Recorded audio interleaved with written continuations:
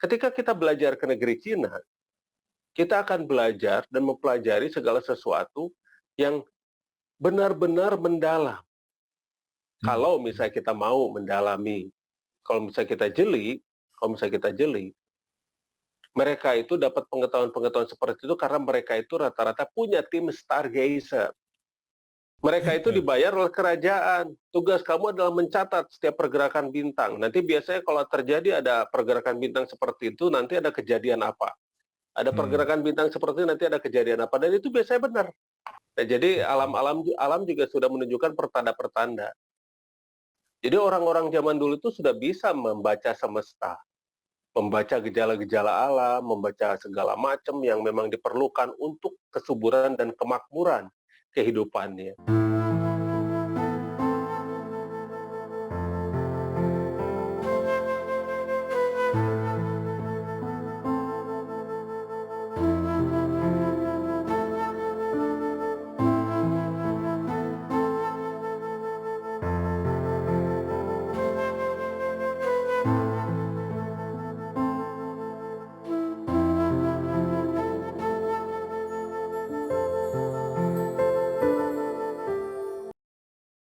Itu tentang kenapa kita harus belajar sampai ke negeri Cina. Ingat ya, yang namanya Raja-Raja Cina itu disebut dengan sebagai putra langit.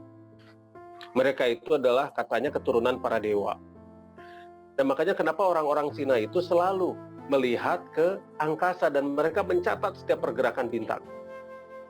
Jadi catatan-catatan tentang luar angkasa itu ada di negeri Cina.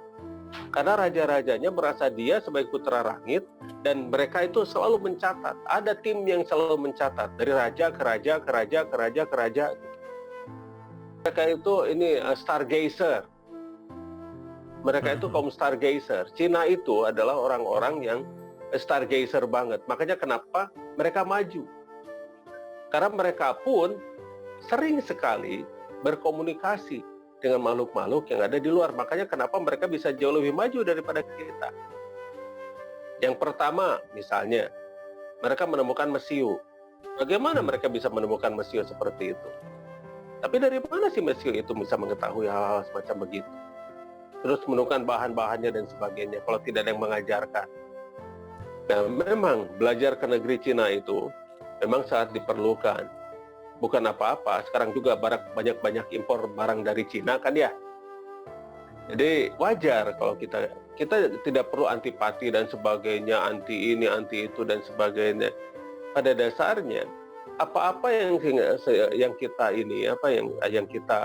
hina itu biasanya ujung-ujungnya kita butuh gitu loh. Ya contohnya barang-barang Cina gitu kan ya. Tetap aja mereka butuh barang-barang Cina. Mau sibuk kampanye ini, kampanye itu, tapi tetap saja mereka itu masih menggunakan itu gitu loh. Nah, ketika kita belajar ke negeri Cina, kita akan belajar dan mempelajari segala sesuatu yang benar-benar mendalam. Kalau misalnya kita mau mendalami, ya contohnya kan ada terakota gitu, patung terakota. Terus kenapa mereka begitu yakin bahwa hidup raja-raja Cina itu ada kehidupan lagi setelah kematian dan sebagainya. Dan dari mana pengetahuan-pengetahuan tersebut? Kalau misalnya kita jeli, mereka itu dapat pengetahuan-pengetahuan seperti itu karena mereka itu rata-rata punya tim stargazer. Mereka itu dibayar oleh kerajaan. Tugas kamu adalah mencatat setiap pergerakan bintang. Nanti biasanya kalau terjadi ada pergerakan bintang seperti itu, nanti ada kejadian apa. Ada pergerakan bintang seperti itu, nanti ada kejadian apa. Dan itu biasanya benar. Nah, jadi alam juga sudah menunjukkan pertanda-pertanda. Ada istilah horoskop dan sebagainya ya. Jadi seperti ada bintang Sagittarius, bintang Aries, bintang apalah dan sebagainya. Nah itu sebetulnya di catatan-catatan itu. Catatan sama ribuan tahun orang-orang Cina itu mencatat. Di kita, ya di orang-orang stargazer itu ada, tapi biasa perorangan-perorangan, tapi karena terlalu cepat dibully, akhirnya mereka berhenti. Malah bahkan mereka itu banyak sekali di dunia persilatan mereka itu dihubungkan dengan aliran-aliran dan titik-titik peredaran darah yang ada di tubuh manusia. Ternyata katanya tubuh manusia juga itu seperti semesta. Banyak sekali titik-titik yang bisa dihubungkan dengan rasi-rasi bintang dan sebagainya.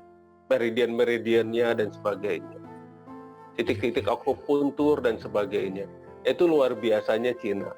Kalau misalnya kita objektif dan kita mau mempelajarinya itu, dan tanpa yang namanya prasangka-prasangka, kita akan dapat ilmu kok. Disisain tempat-tempat, lu nggak belajar gitu. Ya, kalian ternyata tidak mempelajari apa yang kami sisakan untuk kalian. Padahal kalianlah yang harusnya itu belajar. Kenapa hanya dikuasai oleh 1-2 orang saja? Kenapa kalian tidak bongkar? Untuk apa akal yang diberikan itu?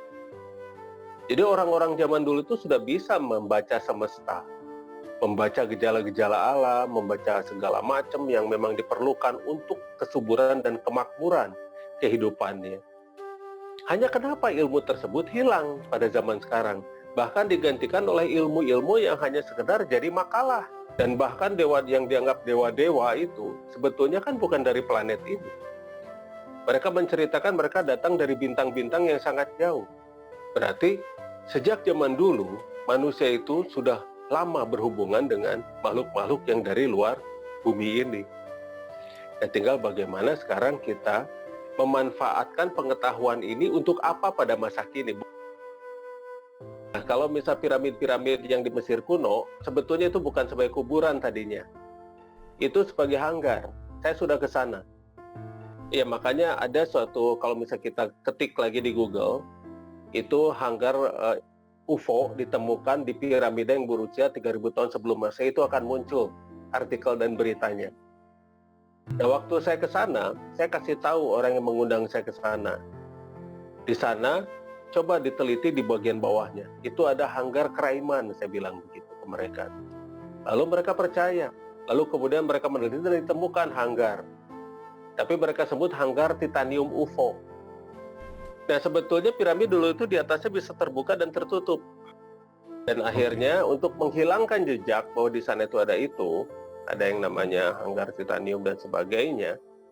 Nah, di sana akhirnya dibuatlah oleh orang-orang yang setelah kaum Mosram itu pergi, atau orang-orang dari luar bumi ini pergi, mereka jadikan itu akhirnya jadikan kuburan.